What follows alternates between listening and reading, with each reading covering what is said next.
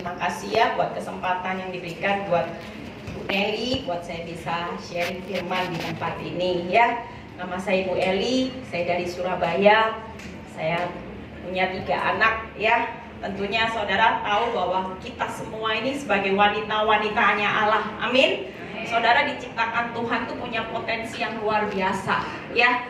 Saya kalau ngomong sama ibu rumah tangga yang konseling sama saya, nangis bercucuran, saya bilang gini, ibu ini sadar nggak ya, sebenarnya wanita itu punya kekuatan yang luar biasa, namanya penolong.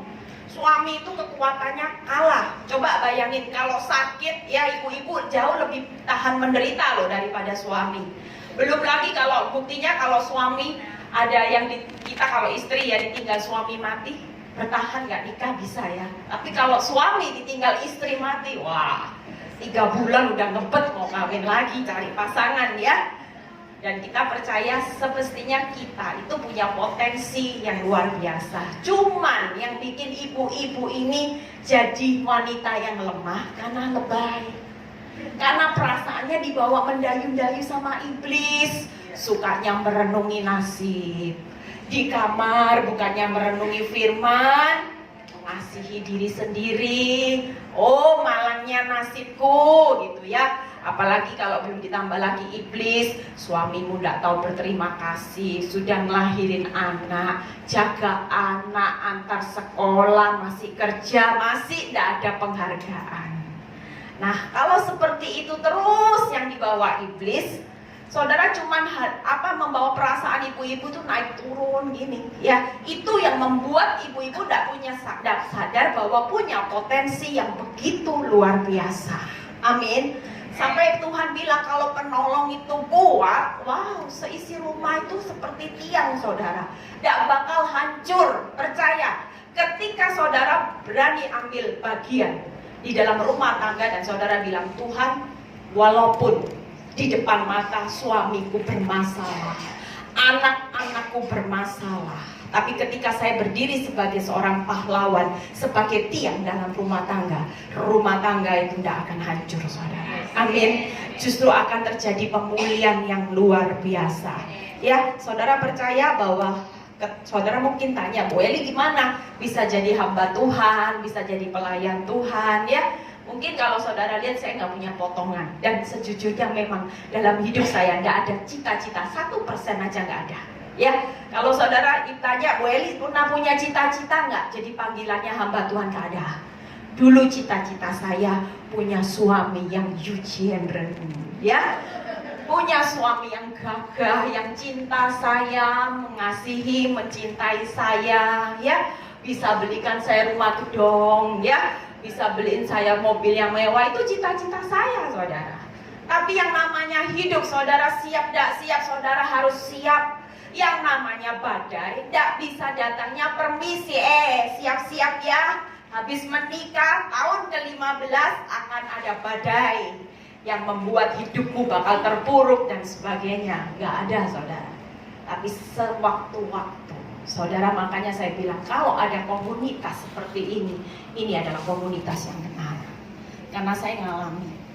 Saya waktu melayani Tuhan, di proses Tuhan, itu 2 tahun setelah saya punya komunitas.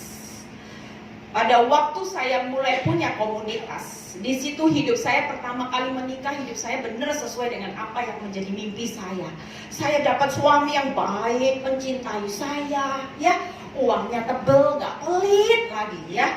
Apa yang saya minta itu pasti dibeliin. Nggak usah. Terus lagi yang buat saya bangga apa?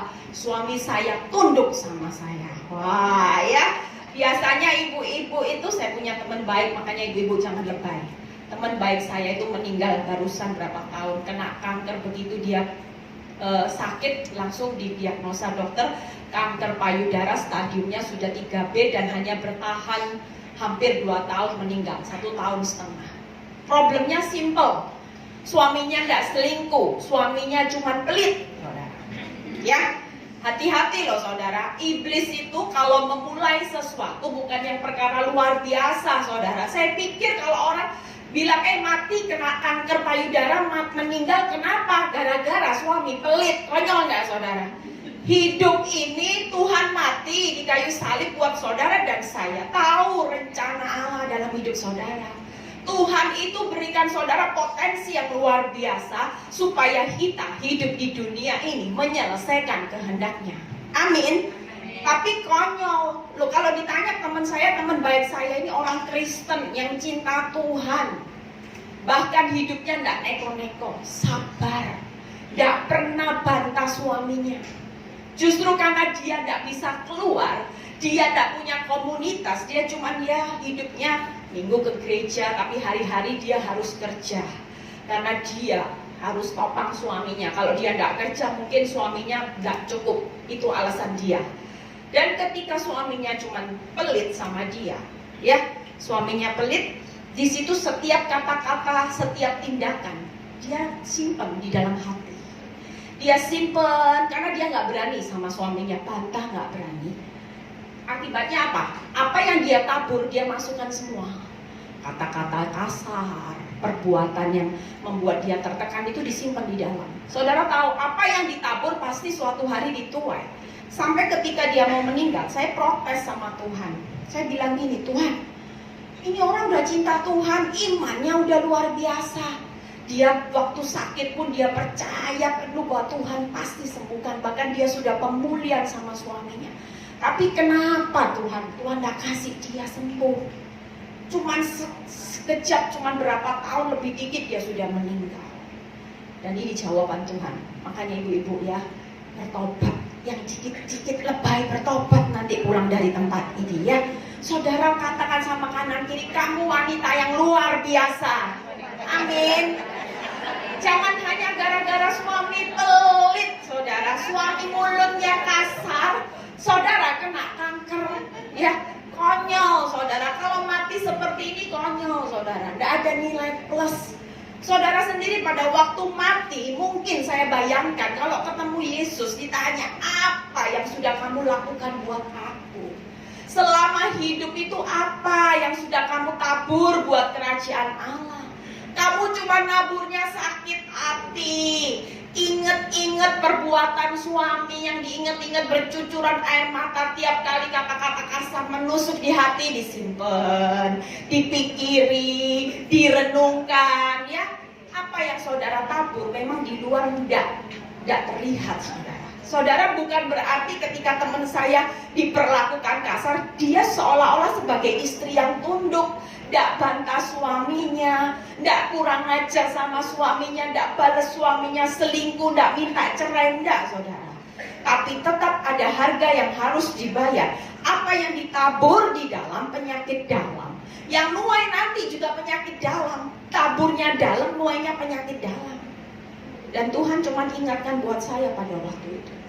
Hidup ini nabur, nuai. Apa yang dia tabur, dia pasti tuai. Dosanya memang aku ampuni. Tapi yang dia tabur, dia harus bayar harganya. Itu yang membuat saya sadar. Makanya ketika saya mengalami badai dalam hidup rumah tangga saya 2 tahun. Saya punya komunitas. Di situ Tuhan mulai bangun fondasi saya. Saya bayangin kalau saya nggak punya komunitas, hari itu saya diproses Tuhan, hancur. Mungkin saya bukan hidup lagi jadi hamba Tuhan, saya mungkin ada di rumah sakit jiwa, atau mungkin saya jadi pelakor. Sudah. Kalau suami selingkuh, saya mau balas, ya sudah, saya mungkin bisa ambil suaminya orang juga. Karena saya merasa bahwa harga diri saya, pada waktu suami saya selingkuh, saya masih umur 37, 38. Wow. Saya merasa masih laku, saudara. Dan saudara perlu tahu, pada waktu itu yang namanya perkataan dunia, suami saya dapat orang umur 20 tahun.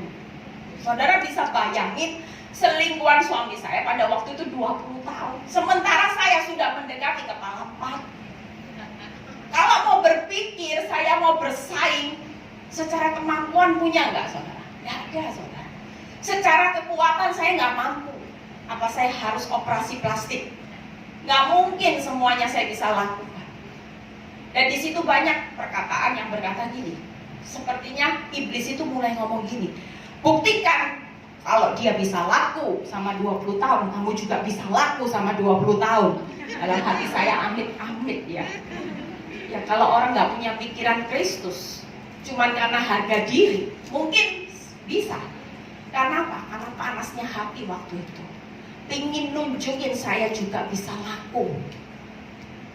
Mungkin iblis bisa bilang ini, kamu masih muda, kamu juga badan juga walaupun sudah anak 3 juga badan masih oke. Wah, saya pikir iya. Mungkin kalau saya mau respon salah hari itu saya bisa. Makanya kalau ibu tanya, kenapa apa yang saya alami hari ini saya bisa berdiri sebagai hamba Tuhan? Pada waktu kerajaan rumah tangga saya yang saya bangun sedang dihabiskan Tuhan, di situ kerajaan Allah saya mulai terbangun. Amin. Amin saudara. Jadi saudara, kalau hari ini ada kerajaan saudara, kemegahan saudara sedang dihabiskan Tuhan, jangan berpikir negatif apapun tentang Tuhan. Jangan lari dari proses. Karena kerajaan yang saudara bangun, saya dulu cuman bangun kerajaan harga diri saya. Saya bangun kerajaan rumah tangga saya. Saya berusaha membuat suami bahagia. Saudara jangan pikir saya dan suami punya masalah pada waktu perselingkuhan terjadi. Enggak, saya adalah Romeo and Juliet. Di mana ada suami saya, selalu ada saya. Dan di situ sampai pembantu saya aja bilang, saya nggak pernah ikut rumah tangga yang seperti rumah tangga saya, karena nggak pernah bertengkar. Saudara jangan pikir rumah tangga hancur itu karena suami istri sudah punya hubungan seperti neraka. Enggak, rumah tangga saya bangun seperti surga. Karena saya tahu suami saya orang yang sabar. Dia lebih banyak mengalah daripada saya. Bahkan ketika saya ngerti, saya mencintai dia karena dia sudah bisa berikan saya segala-galanya. Dia itu seperti Tuhan dalam hidup saya. Saya bangun kerajaan rumah tangga saya. Bahkan banyak orang berkata buat hidup saya, Bu Eli ini hidupnya umia, ya. Hidupnya beruntung, punya suami yang baik. Tapi ketika suami saya jatuh dalam dosa perselingkuhan dan berzina, itu dunia kayak runtuh, saudara. Di situ saya tahu hari itu Tuhan cuma bilang, hari ini kerajaan rumah tanggamu aku habiskan. Nggak bisa saudara. Yang namanya hari ini carilah kerajaan Allah dan kebenarannya, semuanya pasti akan ditambahkan. Saudara tidak mungkin hari ini mau bangun kerajaan saudara sendiri sama kerajaan Allah bersama-sama. Nggak bisa. Kalau saudara mau prioritas yang kerajaan Allah, kerajaan hidup saudara harus habis terlebih dahulu. Ego saudara, di mana hati saudara mulai melekat, apa yang Tuhan proses, mungkin selama ini uang yang jadi segala-galanya dalam hidup saudara. Yang tahu hati saudara melekat di mana? Tuhan. Karena setiap kali Tuhan melihat anak-anaknya itu selalu berbicara hati. Ketika hati kita melekat di anak, lihat prosesnya pasti anak. Ketika hati kita melekat di suami, pasti prosesnya suami. Melekat di keuangan, prosesnya pasti keuangan tidak akan pernah beres selama kita tidak pernah bangun kerajaan Allah. Kalau saudara hari ini beritanya saya cuma ngomong, apapun yang Tuhan izinkan proses ambil dalam hidup saudara, kehilangan, kerugian, dan saudara sadar bahwa selama ini kerajaan itu yang lebih saudara prioritaskan daripada kerajaan Allah. Mulai hari ini bertobat saudara. Saudara tidak perlu lari dari proses, jalani proses. Orang tanya gimana caranya Bu Eli bangun kerajaan Allah. Pada waktu saya mengalami proses yang saya bangun, saya cuma dikasih, pada waktu itu Tuhan kasih saya itu tip yang simpel. Tuhan bilang ini, aku yang akan memulihkan rumah tanggamu, kamu cukup melakukan bagianmu. Suamimu itu bagianku. Kamu tidak perlu pusing dengan yang namanya suami. Perbuatannya itu bukan urusanmu. Ketika engkau sudah serah terimakan suamimu di dalam tanganku, percayalah tanganku pasti pelihara suamimu. Seburuk-buruknya keadaan hidup rumah tanggamu, seburuk-buruknya perbuatan suamimu, tidak akan melampaui kekuatanmu, tidak akan di luar kapasitas yang aku pasti berikan, kau pasti mampu, tidak akan melebihi kedaulatanmu. Artinya semua yang diizinkan terjadi dalam hidup saya tetap dalam kedaulatan Tuhan. Amin. Dan Tuhan itu kasih saya tip. Tuhan bilang ini, lakukan fungsimu dalam hidup rumah tangga. Yang pertama, Tuhan cuma ingatkan buat hidup saya, tetap belajar untuk mengasihi suami. Belajar menerima suami apa adanya, walaupun perbuatannya sangat menyakitkan hatimu, kamu tetap harus belajar untuk mengasihi. Ketika saya menghadirkan kasih Allah, Tuhan bilang gini, karena aku adalah kasih dan kamu harus praktek kasih setiap hari. Jadi dari situ saya mulai belajar, saudara, tebar pesona tiap hari. Ya, saya terus tidak mau mukanya seperti muka orang penagih hutang, tapi benar-benar saya terus tebar pesona. Apapun yang dia perbuat, Tuhan yang kedua, Tuhan ingatkan, saya harus bisa menghadirkan damainya Kristus dalam rumah tangga saya, supaya rumah tangga saya tidak seperti neraka. Walaupun kamu ada masalah sama suami, tapi damai itu harus hadir dalam hidup rumah tanggamu, supaya seisi rumah, termasuk anak-anak, itu nyaman tinggal di dalamnya. Jujur, saudara, kalau tidak bisa menghadirkan damai, itu pengalaman hidup saya. Anak saya sampai nangis, saudara. Dia bilang ini, Mami, sabar. Mami jangan bertengkar tiap hari. Buat kita ini seperti neraka, kita nggak bisa belajar. Saudara tahu, waktu saya pakai kekuatan saya sendiri di awal-awal proses, walaupun saya sudah melayani Tuhan 2 tahun, tidak gampang, saudara.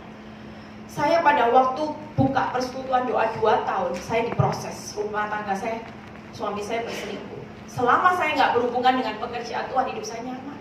Tapi bukan berarti gini, Bu Eni lebih baik, nggak usah ikut persekutuan doa, nggak melayani jauh lebih baik, jauh lebih parah. Justru saudara tahu hari ini, nanti kalau saudara waktu saya kasih kesaksian hidup saya, apa yang dinamakan, yang ditakutkan itu tidak pernah terjadi.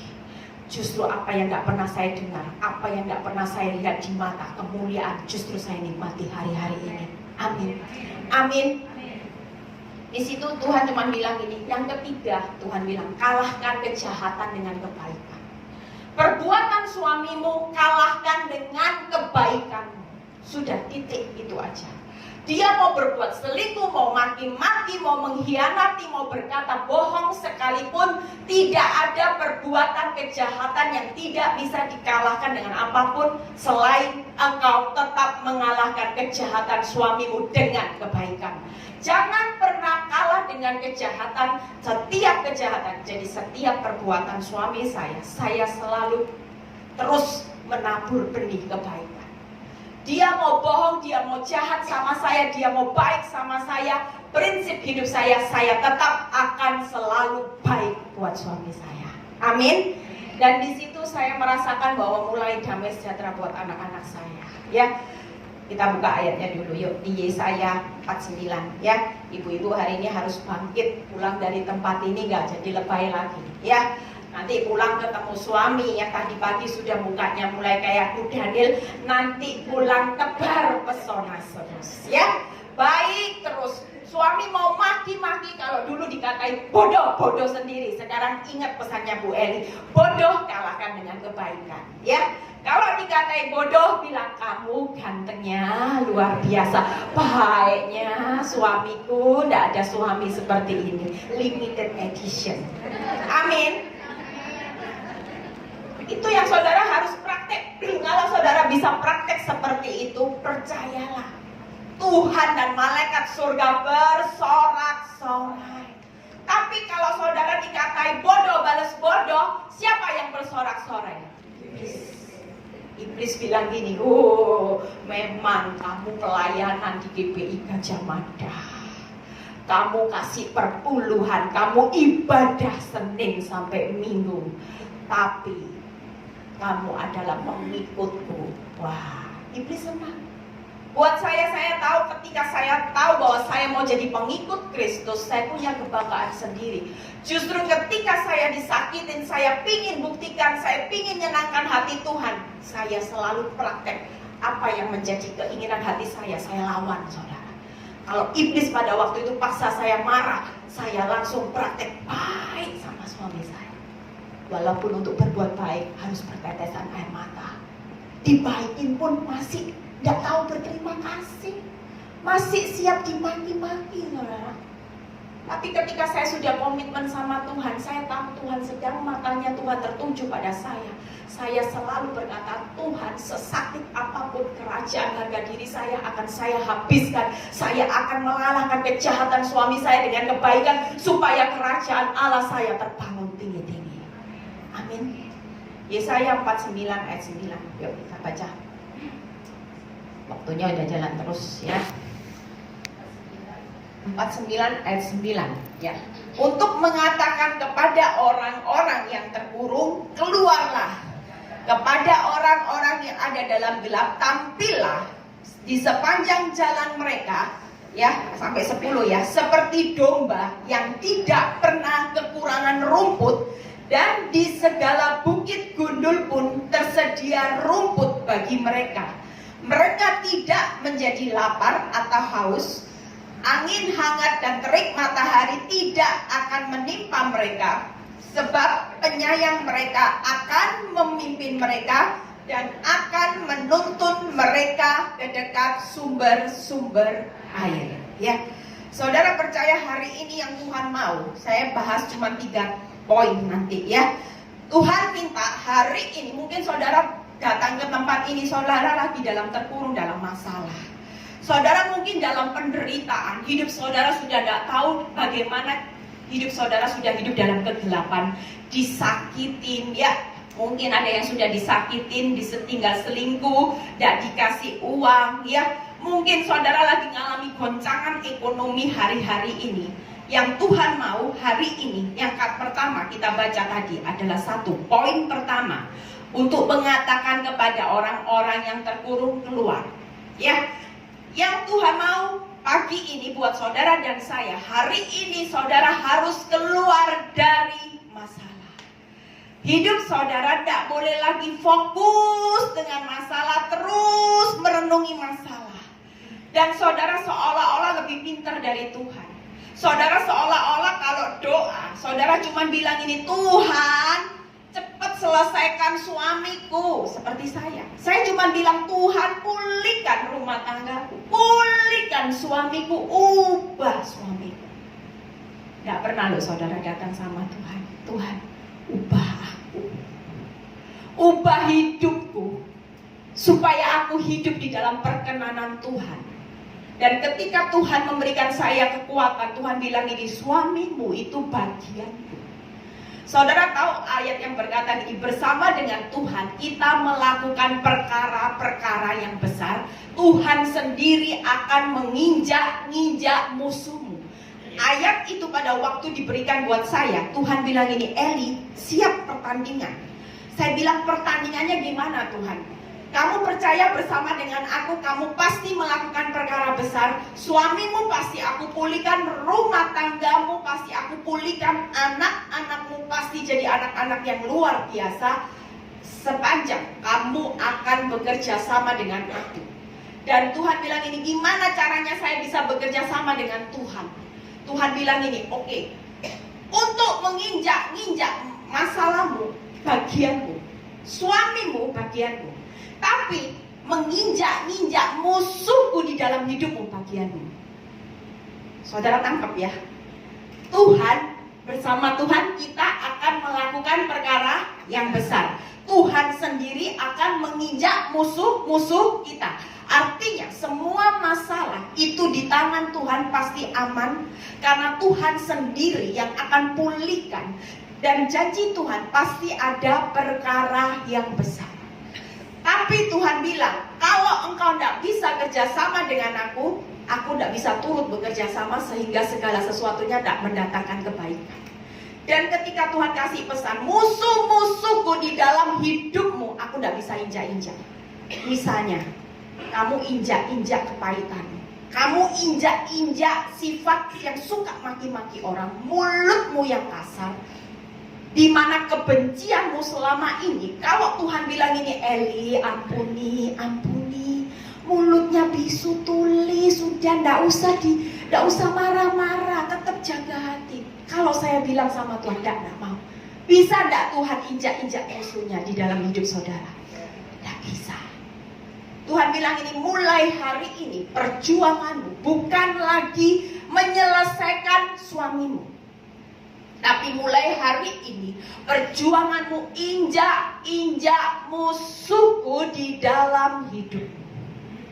Dan di situ saya tahu, wah, ketika Tuhan bilang ini keluar, Tuhan, engkau tidak bisa hidup di dalam masalah terus. Tuhan bilang gitu. Masalah ini cuma alat. Engkau tidak bisa membuat masalah itu menjadi aib dalam hidupmu yang membuat engkau terpuruk. Justru di mata Tuhan, Tuhan bilang ini, berbahagialah engkau jika engkau jatuh dalam berbagai-bagai pencobaan. Ketika masalahmu belum selesai, masalah berikutnya suamimu makin berbuat masalah, suamimu makin membuat ulah, makin menyakitkan hatimu. Engkau tetap harus bersukacita dan keluar dari masalah. Engkau tidak boleh lagi terus hidup di dalam masalah. Karena di mata Tuhan, masalah itu buat alat. Tuhan bilang ini, suamimu adalah alatku untuk menajamkan karakter Kristus di dalam hidupmu. Amin. Amin. Mungkin keuangan saudara hari ini dipakai Tuhan sebagai alat untuk mengasah karakter Kristus. Selama ini mungkin ketika kerajaan kita terbangun tinggi, kita sombong. Jujur, ketika semuanya baik, suami saya baik, keuangan saya baik, anak-anak saya baik, mertua saya baik, semuanya, saya bukan jadi orang Kristen, karakter Kristus. Saya label Kristen dari lahir, tapi karakter yang saya hidupi adalah karakter iblis. Secara otomatis saya orang Kristen, tapi stemnya stem dunia. Saya nggak punya yang namanya kualitas standar surga, nggak punya. Hati-hati saudara, kalau orang nggak punya kualitas kerajaan surga, suatu hari saudara, ketika saudara pulang ke rumah Bapak, kerajaan surga itu saudara merasa sekali selamat tetap selamat ya. Tapi masalahnya Tuhan lihat, tidak ada stem surga. Tuhan bilang, enyahlah, aku tidak mengenal engkau. Karena tidak ada kelayakan untuk masuk di dalam kerajaan Allah. Walaupun bertahun-tahun engkau jadi orang Kristen, bertahun-tahun engkau melayani, tapi selama ini tidak pernah karakter Kristus yang engkau hidupi. Dan di situ saya mulai sadar, saya mulai keluar saudara. Saya mulai tidak merenungi nasib lagi, saya mulai move on. Saya tidak lagi hidup di dalam masalah. Saya tahu bahwa ini masalah, waktunya hidup saya bertekun mencari Tuhan lebih lagi. Saya mulai bangun iman saya, karena saya tahu tanpa iman saya tidak mungkin berkenan di hadapan Allah. Di situ saya mulai bangun semuanya. Saya bukan lagi tekun cari pertolongan Tuhan terus. Kalau doa saya bukannya Tuhan tolong, enggak, saya enggak mau. Saya mulai tekun untuk mencari Tuhan lebih lagi. Saya mulai tekun membangun iman percaya saya. Saya mulai tekun untuk tidak melihat kenyataan hidup. Walaupun keadaan hidup saya, manusia lahiriah saya semakin merosot, tapi saya sedang membangun manusia batinia dan kerajaan Allah. Amin. Jadi dari situ saya sudah mulai berjuang saudara. Ketika suami saya mulai nyakitin saya, kalau ada keadaan buruk, saya tidak lagi berjuang melawan suami saya. Saya tidak lagi main tegur, saya tidak lagi main menghakimi. Justru yang saya perjuangkan mengalahkan keegoan saya. Kalau ada keadaan buruk, saya cuma pukul hidup saya. Eli sabar, Eli tidak boleh marah. Eli harus belajar rendah hati, mengampuni 77 kali tidak terbatas. Tuhan ampuni suamiku, karena suamiku tidak tahu apa yang dia perbuat. Bahasa kasihnya Tuhan saya pakai saudara.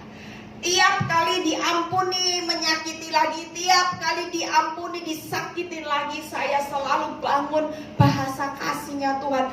Tuhan, aku mengampuni suamiku karena dia tidak tahu apa yang dia perbuat. Dan pengampunan itu tidak ada batasnya. Tiap kali itu yang saya latih. Secara tidak sadar hari ini kehidupan daging saya habis, manusia roh saya mulai muncul. Amin. Amin saudara. Saudara perlu tahu bahwa kemenangan itu bukan karena masalah saudara dan saya selesai. Mujizat di mata Tuhan bukan karena masalah itu selesai, tapi mujizat di mata Tuhan adalah ketika didapati hari ini di tengah proses saudara sudah berubah dan berbuah buat kerajaan Allah. Itulah kemenangan saudara dan saya. Apakah hari ini iblis bisa mendakwa saya kalah? Enggak, saudara. Saya hari ini bisa bangga diri karena saya tahu di alam roh Tuhan sudah memberikan stempel buat hidup saya lebih dari pemenang. Amin. Lebih dari pemenang ketika saya bisa menangkan atas suami saya, bukan karena saya bisa rebut dia dari ondel-ondel kembali sama saya. Enggak, saudara. Saya bertarung di alam roh. Saya menang karena saya bisa menang dari tipu daya iblis, dari semua intimidasi iblis lewat pikiran, perasaan, apa yang iblis paksa untuk saya ucapkan, untuk saya sakit hati. Saya berusaha terus sangkal diri saya. Saya berusaha menyangkal rasa keegoan saya, keinginan saya untuk marah, walaupun saya punya bukti bahwa saya bisa tegur, saya bisa maki-maki suami saya, tapi saya terus sangkal karena saya tahu mengikut Kristus, pikul salib, sangkal diri setiap hari. Amin. Yang kedua, yang pertama tadi apa saudara? Keluar ya. Saudara jangan sampai hari-hari ini saudara tidak terus dalam masalah ya. Saudara yang hari ini datang dengan beban berat, mulai lepas beban di tempat ini. Mulai siang ini berikan beban saudara. Saudara tahu masalah itu tidak ada harganya, nilainya cuma fana, bukan kekal, tidak perlu dipertahankan. Kalau mati selesai saudara. Dan masalah bukan syarat untuk masuk dalam kerajaan Allah. Apakah kalau saudara hidup dulu punya rumah 5, terus rumahnya tinggal 3, terus meninggal, surga tutup buat saudara? Tidak loh saudara. Justru orang itu kalau rumahnya dulu 3, hari ini 5, justru pada waktu rumah 3 mengawali dengan roh, ketika diberkati makin murtad, mengakhiri dengan daging, sukses di dunia, tetap surga tertutup saudara. Berapa banyak orang yang mengawali dengan roh, ketika hidupnya diberkati, ketika hidupnya nyaman, justru di akhir hidupnya mengakhiri dengan daging, tragis saudara. Makanya kalau hari ini masih ditaruh duri dalam daging, haleluya saudara. Saya bersyukur, saya proses 9 tahun. Tahun kedua, tahun keempat, dimana ketika suami saya sudah mulai punya anak, saya pingin nyerah saudara. Saya pingin menyerah, saya bilang gini, saya tetap melayani Tuhan, tapi saya tidak kuat Tuhan melanjutkan hidup rumah tangga dengan suami saya yang sudah terlalu menyakiti hati saya. Di situ saya bilang saya sudah tidak punya kapasitas kekuatan. Saya mau maju susah, seperti Abraham gak ada dasar untuk berharap. Mau berlangkah maju, tidak ada jalan mundur. Saya sudah lihat suami saya sudah punya anak. Bahkan ketika lihat ke belakang, suami saya juga sudah berkata, ketika saya satu kali saya sempat tegur suami saya sudah jelas ngomong di depan saya, suka tidak suka, kamu mau tidak mau, kamu harus terima wanita ini jadi bagian dalam hidupku seumur hidup, karena dia sudah berikan saya anak. Wow. Kalau saudara diperhadapkan dengan kenyataan seperti itu, mau maju susah, mau mundur, lihat kenyataan, lihat masa lalu, lihat yang sudah terjadi, lebih susah lagi saudara. Tapi hari ini saya tidak pernah putus pengharapan. Saya cuma satu, pengharapan saya di dalam Tuhan yang pada akhirnya tidak pernah mengecewakan dan mempermalukan saya sebagai anak-anak. Amin. Amin. Kalau saudara lihat hari ini proses 9 tahun, saya masih waras loh saudara. Saya masih normal saudara ya. Yang namanya alis saya tetap sama ya saudara. Bukan satu di sini ya saudara. Saya tidak depresi. Saya tidak mau. Saya cuma bilang gini, Tuhan, kalau saya mempertahankan rumah tangga saya, ketika saya mau terpuruk, Tuhan bilang gini, jalan yang kamu ambil itu pilih, pikirkan. Ketika kamu milih pisah dan kamu tetap melayani Tuhan, kamu tidak kawin, tidak dosa. Tuhan bilang gitu, semua dosa itu aku ampuni.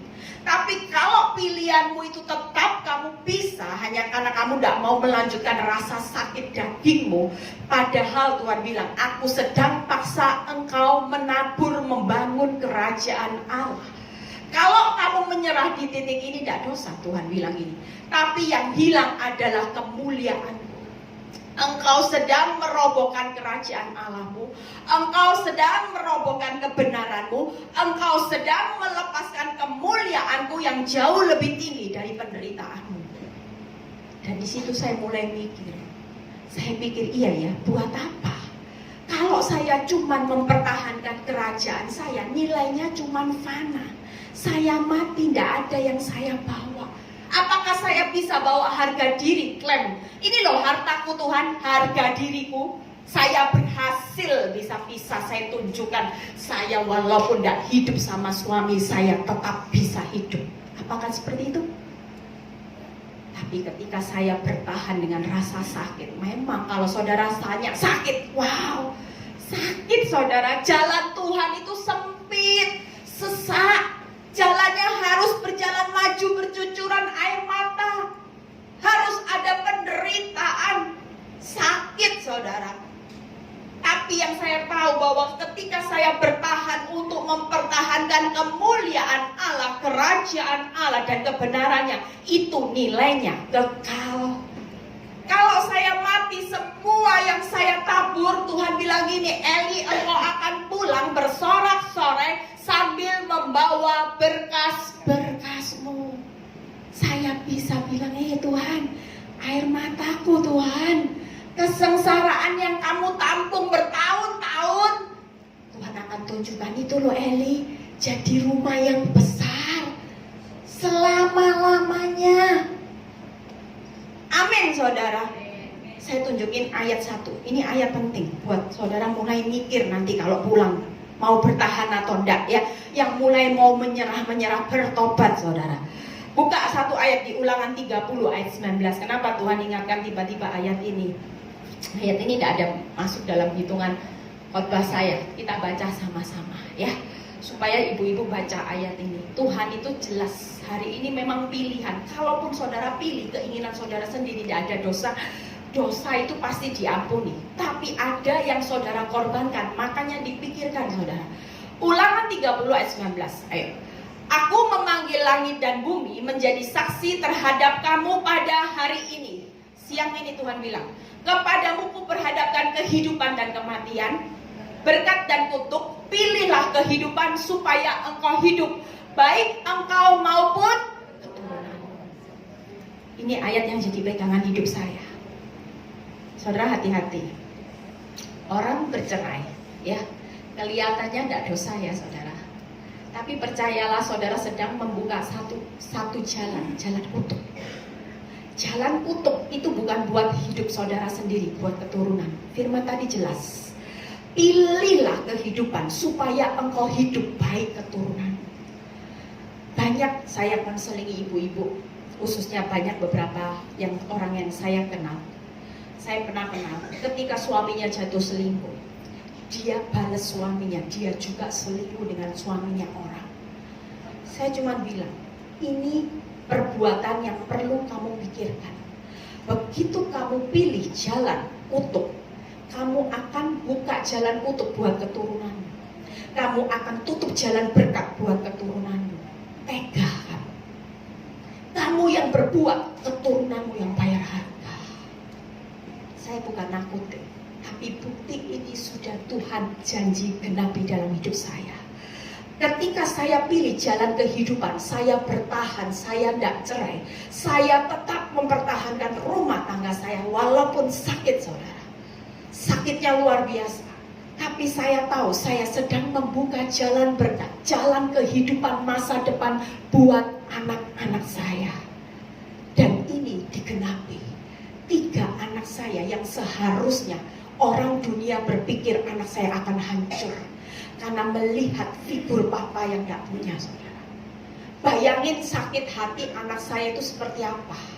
Anak saya itu sempat nangis sama saya di titik itu yang paling besar. Kenapa? Paling berat buat mereka karena anak suami saya sama wanita itu yang masih playgroup di satu sekolahkan sama anak saya.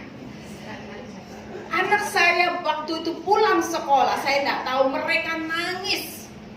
Mereka sampai bilang gini, Mami kebangetan Daddy. Apa enggak kurang sekolah? Kok tega? Tahu mami, pada waktu itu anak sekolah diantar, siapa yang antar? Maminya. Bahkan saudara lihat, anak saya sempat nangis ketika satu kali, itu banyak teman-teman yang lewat, dia jadi bahan pembicara. Satu kali ketika lewat di kelasnya anak-anak di playgroup, itu satu sekolah playgroup SMP SMP. Ketika lewat, mereka lihat di depan kelas ada kayak family tree itu, foto. Jadi di situ ada foto papanya, foto wanita itu dengan anak kecil 2. Bahkan ada anak yang kepo saudara, yang mungkin gak ngerti beneran apa mau memang sengaja tanya sama anak saya, "Lu itu kan it's your dad." Saudara bisa tahu bagaimana terluka anak-anak saya. Secara manusia ketika Tuhan didik saya untuk bisu dan tuli, tidak hakimi suami saya tidak kuat saudara. Hari itu siang itu ketika anak saya pulang sekolah nangis, siapa sih hati orang tua yang tidak terluka saudara? Saya bilang sama Tuhan, Tuhan, kalau saya bisa kuat karena saya punya Tuhan, bagaimana dengan anak-anak ini? Saya bilang, saya kali ini tidak bisa Tuhan, saya tidak bisa kamu suruh bisu tuli, saya harus protes sama suami saya. Saya harus lawan suami saya bilang itu. Tapi ketika saya doa, untungnya saya ini sebelum segala sesuatu saya pasti masuk dalam ruang doa. Saya doa, Tuhan, apa yang saya mau, apa yang akan saya lakukan.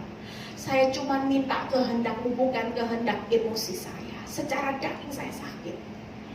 Dan Tuhan tetap ajarkan buat hidup saya, Eli, tetap tenang, tetap percaya. Karena aku yang berperang buat kamu, kamu cukup diam saja. Nanti kalau ketemu suamimu, kamu tidak usah ucapkan satu kata pun protes. Percayalah, anak-anakmu ada di dalam perlindungan yang maha tinggi.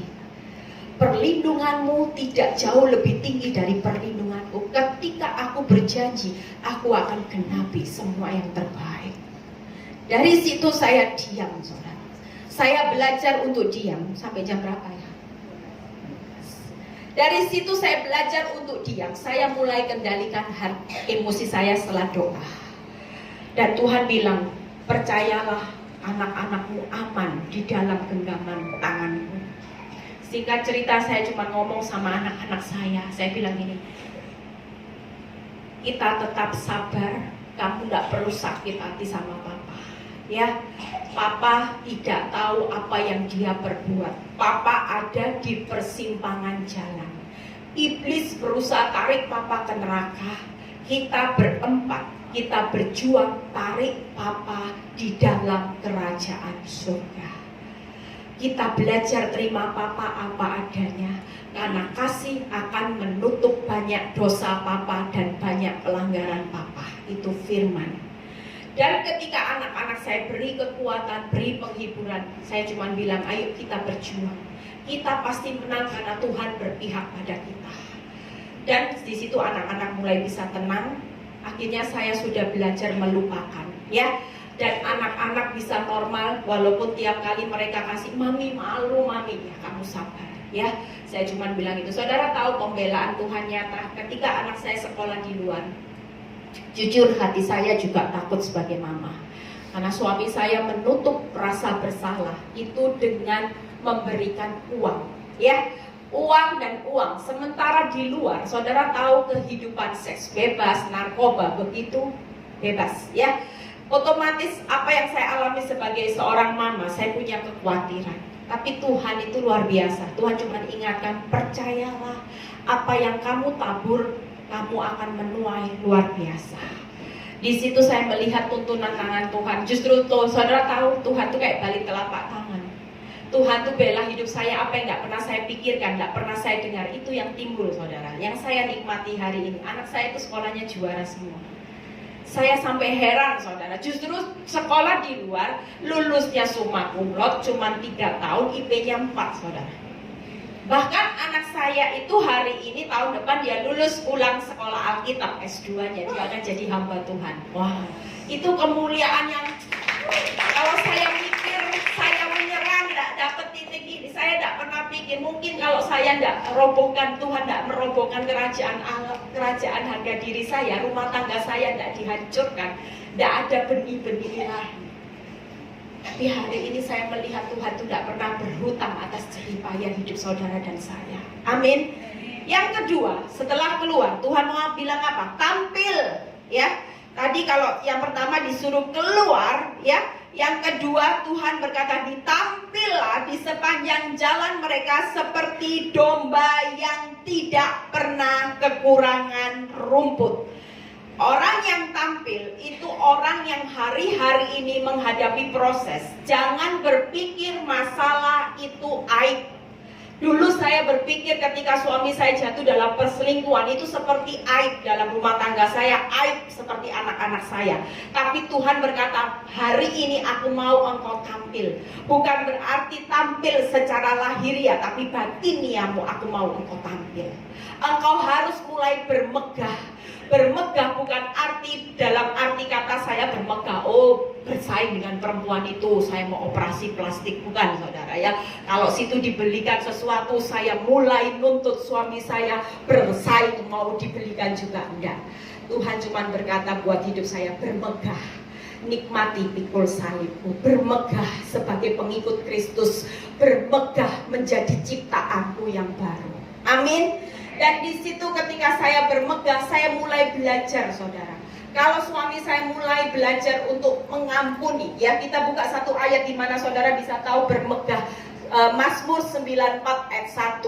Ini yang Tuhan kasih buat hidup saya. Mazmur 94 ayat 1. Jadi ketika saya disuruh Tuhan mulai bermegah, Tuhan bilang tampil Eli, tampil beda. Kalau dulu Eli yang lama, hari ini buktikan di depan suamimu bahwa Eli yang lama itu sudah berlalu. Justru ketika disakiti timbullah Eli yang baru, di mana Eli yang berjalan sesuai dengan apa yang Tuhan mau.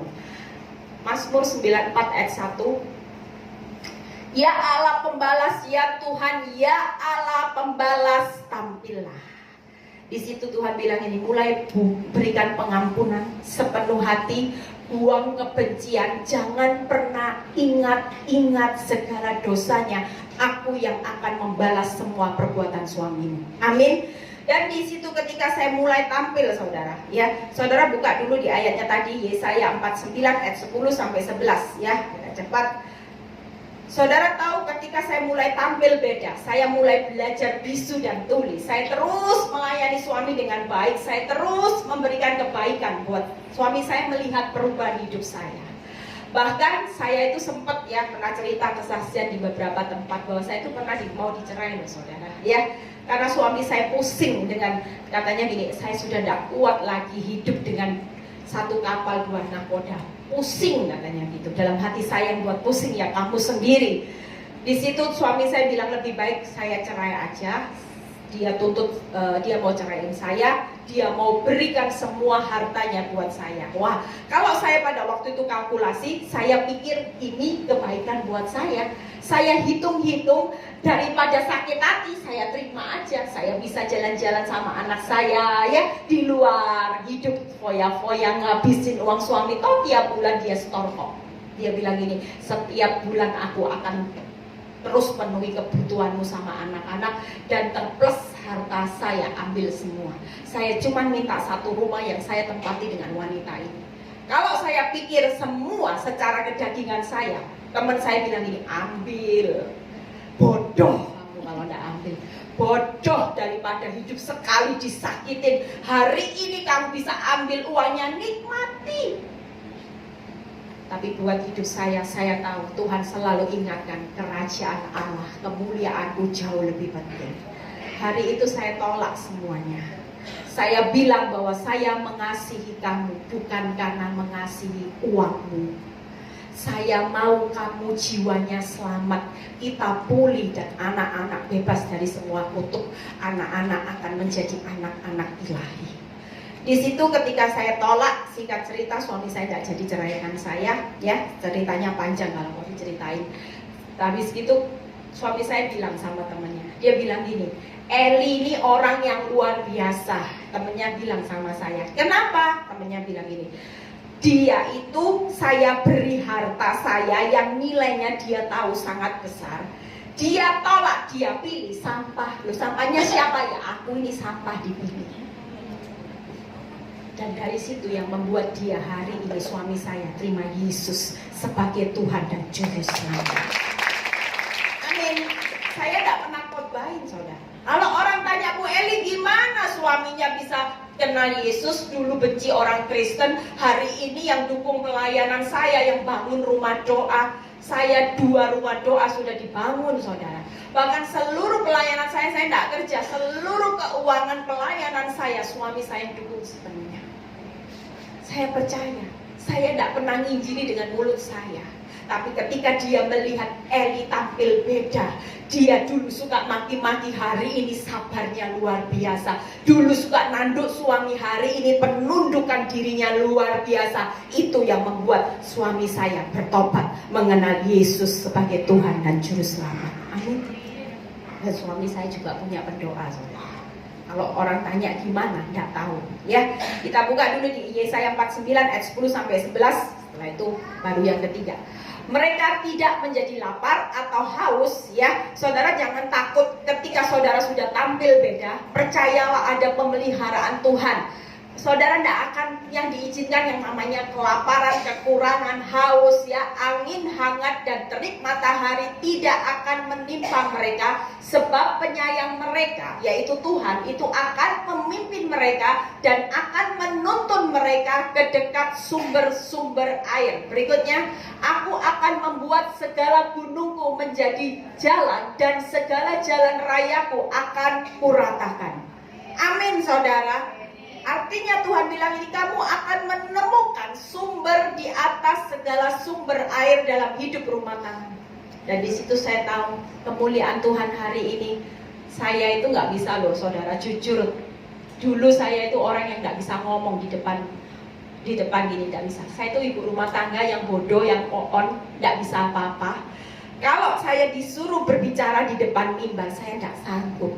Saya ini gagap.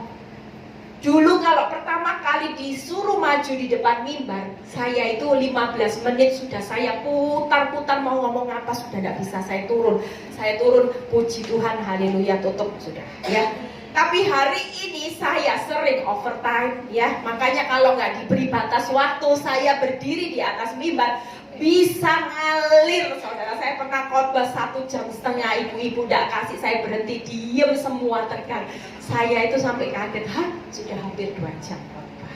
Ya, itu semua anugerah, saudara. Ketika saya tahu bahwa saya siap dikosongkan, ya, mungkin dalam benak saya renungkan ini, ketika Tuhan ngosongkan saya 20%, saya lulus, urapannya ditambah 20%. Ditambah lagi dikosongkan, diberikan pencobaan yang berat, lagi masalah yang makin berat. Harapan Tuhan mau dikosongkan.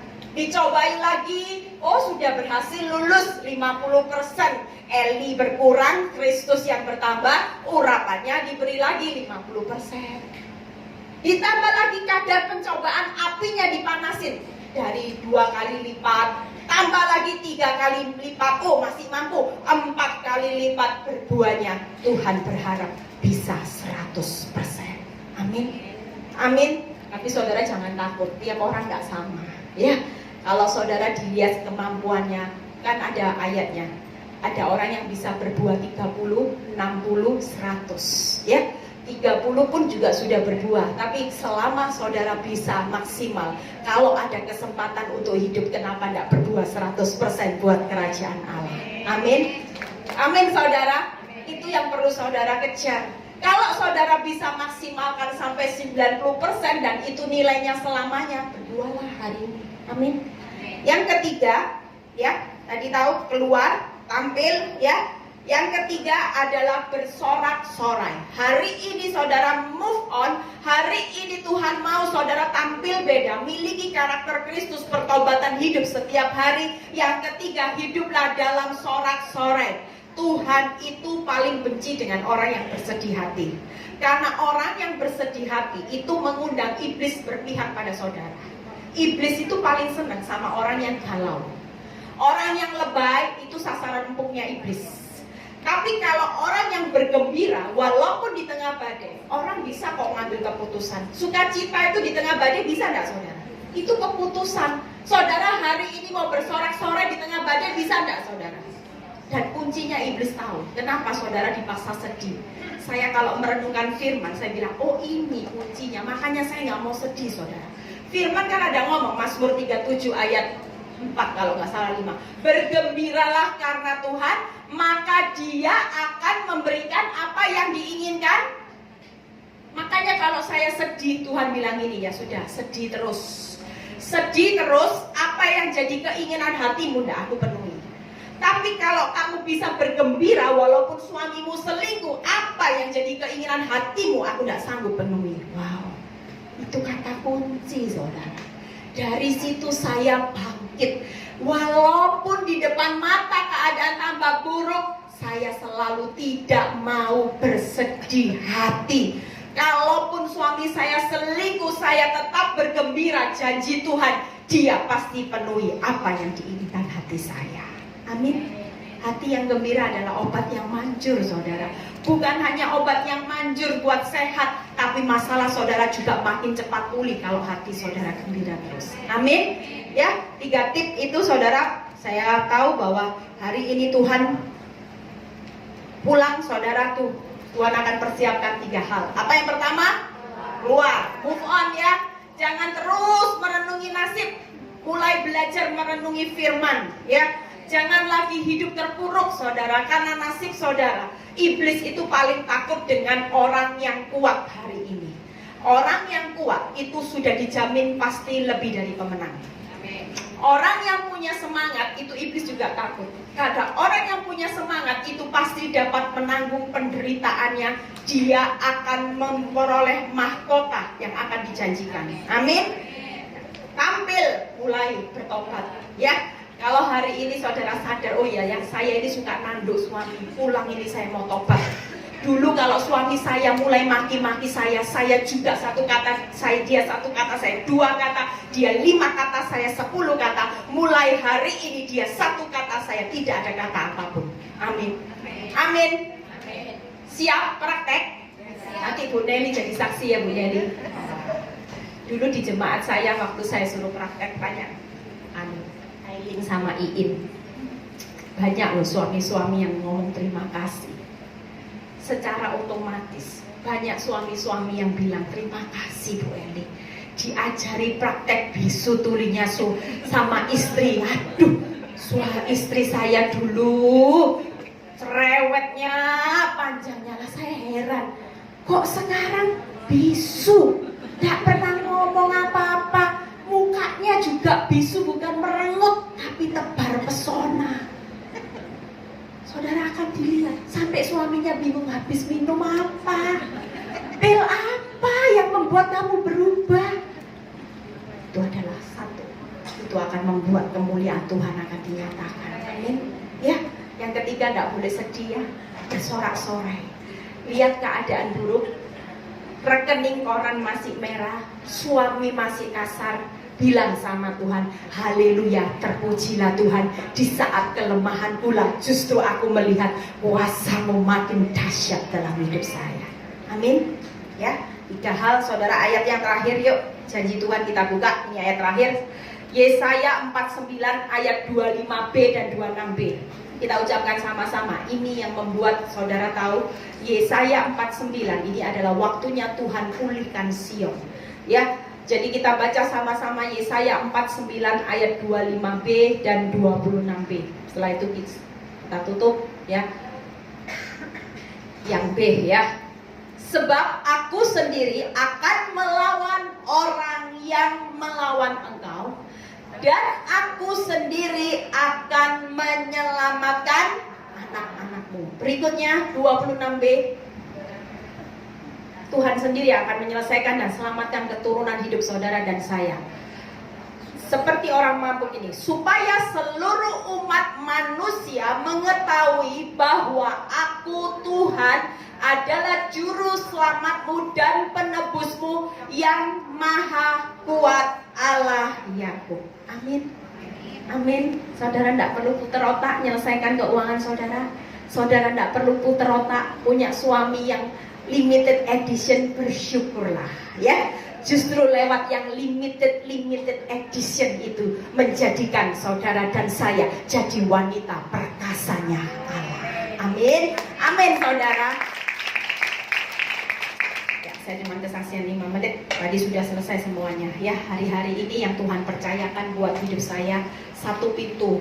Memang saya ngalami satu pintu buat suami saya itu belum terbuka sampai hari ini, walaupun sudah mulai terbuka ya. Tapi jalan untuk terbuka secara keseluruhan itu masih proses. Tapi ketika saya tidak menunggu kapan waktu pintu ini terbuka, karena gini, pintu itu kalau sudah waktunya Tuhan, Tuhan pasti buka.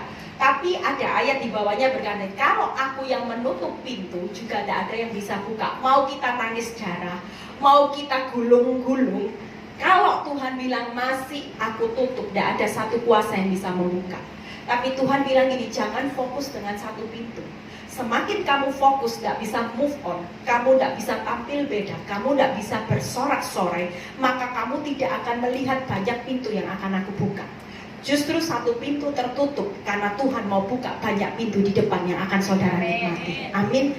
Hari ini saya menikmati banyak pintu. Anak-anak saya yang tidak pernah saya pikirkan akan jadi hamba Tuhan. Suami saya ya, yang tidak pernah saya pikirkan bahwa dia akan terima Yesus sebagai Tuhan dan Juru Selamat. Saya tahu iman saya bahwa dia akan jadi hamba Tuhan. Itu iman saya. Amin. Dan yang ketiga, pintu pelayanan saya, di mana Tuhan buka pintu pelayanan saya. Saya yang nggak bisa berkhotbah hari ini bisa berkhotbah, hari ini bisa pulihkan banyak ibu-ibu ya, khususnya yang lagi ngalami badai, ibu-ibu yang perasaannya lebay ya. Saya bawa mereka hari ini semuanya tampil beda, tidak masalah. Sampai mati saudara, tidak akan selesai yang namanya masalah. Tapi tampil beda itu perlu saudara, amin. Saudara tidak terus-terusan jadi orang Kristen, tapi tidak punya tampil beda. Justru yang Tuhan mau di tengah badai makin tampil beda, makin lihat karakter Kristus dalam hidup saudara dan saya. Itulah kemenangan di mata Tuhan, amin. Dan di situ saya melihat bagaimana Tuhan pulihkan. Bahkan hari ini saya bisa tulis buku renungan ya. Tiap hari saya bisa tulis renungan di Instagram ya. Saya bisa tulis tiap hari, bahkan itu bukan kuat gagah saya. Saya sudah buka buat buku renungan ke berapa hari? Ke 25. Jadi sudah cetakan masuk ke 25. Sudah hampir 4 tahun ini saya mulai dipercaya Tuhan bikin renungan setiap hari ya. Kalau ibu-ibu punya Instagram bisa lihat Eli Victory. Di situ setiap hari saya post yang namanya renungan saya ya. Dan di situ itu banyak hari-hari ini saya nggak tahu Tuhan kirim banyak jiwa-jiwa, ibu-ibu dari luar kota, ibu-ibu dari Amerika, dari mana yang baca renungan saya itu bisa konsultasi sama saya. Dan di situ saya tahu saya sedang investasi kirim jiwa. Bukankah Tuhan itu bersukacita satu orang pulih, seluruh malaikat surga dan Tuhan bersorak-sorai. Amin. Ayo maju berdiri. Ya. Saudara tidak mau jadi anak Tuhan yang lebay ya? Bilang sama kanan kiri, kamu wanita yang luar biasa. Jangan hanya karena suami pelit kena kanker gitu ya. Ya, saudara, jangan karena suami pelit, suami kasar, suami berselingkuh, biar itu urusan dia sama Tuhan, ya. Tanggung jawab dia sama Tuhan. Suatu kali apa yang dia tabur dia pasti tuai, ya. Ada cara Tuhan akan didik suami-suami untuk jadi bertobat. Keuangan biar. Karena ketika Tuhan izinkan keuangan saudara sedang roboh, itu berarti di depan Tuhan mau berkati yang berlimpah-limpah. Amin. Yuk kita nyanyikan satu lagu. Nanti pulang dari sini praktek ya. Yang tadi pagi mulai sama mertua dongkol ya, mulai ditelepon kirim makanan ya. Baik. Yang sama ipar enggak pernah ngomong, mulai pemulihan, tampil beda. Enggak usah tunggu situ minta maaf, walaupun enggak salah tampil beda itu anak Tuhan belajar rendah hati dan lemah lembut. Amin. Telepon minta maaf terlebih dahulu enggak apa-apa. Karena ketika saudara sedang menabur seperti itu, kerajaan Allah saudara sedang dibangun. Makin tinggi, upahnya dahsyat saudara. Amin.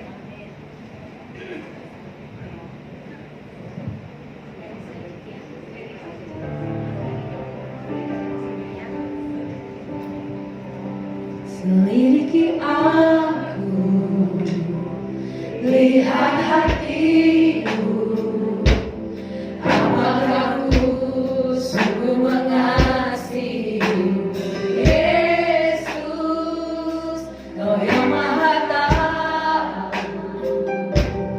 dan menilai hidupku, tak ada yang tersembunyi bagimu. Nyanyikan lagu ini sungguh-sungguh, saudara. Tuhan hadir tengah-tengah saudara. Dia tahu bagaimana sakitnya hati saudara. Mungkin saudara berkata, saya sudah tidak sanggup. Terlalu sakit menjalani hidup sebagai ibu rumah tangga, sebagai istri. Belum lagi tidak pernah mendapat penghargaan dari suami dan orang-orang sekitar. Tapi percayalah, siang ini Tuhan berkata, keluar anakku. Jangan pernah merenungi nasib. Tuhan berkata, karena aku menghargai kau. Engkau berharga di mataku. Kebaikan ambil beda. Tuhan mau setiap saudara dan saya mulai hidup dalam pertobatan setiap hari. Hidupku, ku berjuang sampai akhirnya kau dapat lihat tetap setia. Musik boleh mengalun, saudara tundukkan kepala. Siang ini Tuhan hadir tengah-tengah saudara. Dia mengerti setiap basah tetesan air mata. Dia mengerti betapa hati saudara begitu sakit. Saudara berasa kadang-kadang hidup sudah berkorban tapi masih tidak dihargai. Saya ngalami saudara. Ketika saya berjuang bayar harga, bukan berarti saya harus nyaman. Saya harus rela direndahkan. Saya harus rela untuk diinjak-injak harga diri saya. Tapi ketika saya sadar, saya cuma berkata, Tuhan, sepanjang ini menyenangkan hatimu, karena kerajaan harga diri, kerajaan hidupku harus Engkau habiskan.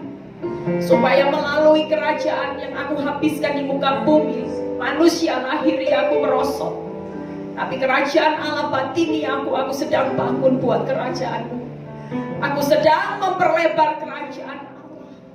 Dan aku sedang mempersempit kerajaan iblis. Percayalah siang ini, saudara berkata kepada Tuhan, ampuni aku Tuhan. Aku mau keluar dari masalah. Karena masalah itu bukan bagianku lagi. Tuhan berjanji, aku akan menginjak musuh-musuhmu dengan kekuatanku. Aku tidak perlu butuh manusia untuk melakukan mujizat. Aku sendiri yang akan menghancurkan para lawanmu. Dan aku sedang membuka hari esok buat keturunanmu. Siang ini Tuhan mau kau tampil beda. Engkau injak musuh-musuh Tuhan di dalam hidupmu saat ini. Apa yang selama ini kau pertahankan, kau tahu ini tidak sesuai dengan apa yang Tuhan mau.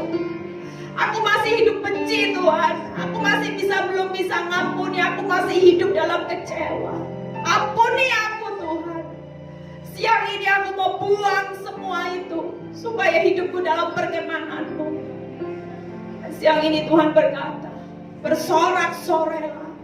Berbahagialah jika kau melihat banyak pencobaan di depan. Karena ketika kau bertahan, kau akan melihat begitu banyak kehendak Tuhan terjadi dalam hidupmu.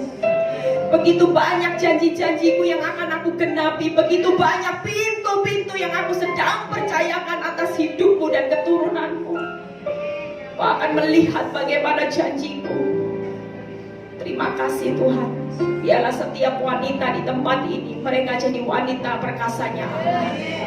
Mereka pulang dari tempat ini, mereka akan melakukan kebenaran firman, supaya dunia melihat perubahan hidup mereka dan memuliakan nama Tuhan. Melewati perubahan hidup proses mereka, banyak jiwa-jiwa akan dimenangkan Tuhan. Terima kasih Bapak. Berkati Bu Nelly Tuhan, yang setia mengembalakan wanita di tempat ini. Engkau akan memberikan hikmat-Mu yang luar biasa. Engkau akan menambahkan pewahyuan-Mu Tuhan. Pakai dia Bapak dengan urapan yang luar biasa. Kau juga berkati seluruh pemain musik, pemain pujian, seluruh pengerja. Jeripaya mereka di dalam Tuhan tidak pernah sia-sia. Terima kasih Bapa, kami percaya kekuatan-Mu mengalir di dalam nama Tuhan Yesus yang percaya berkata, amin.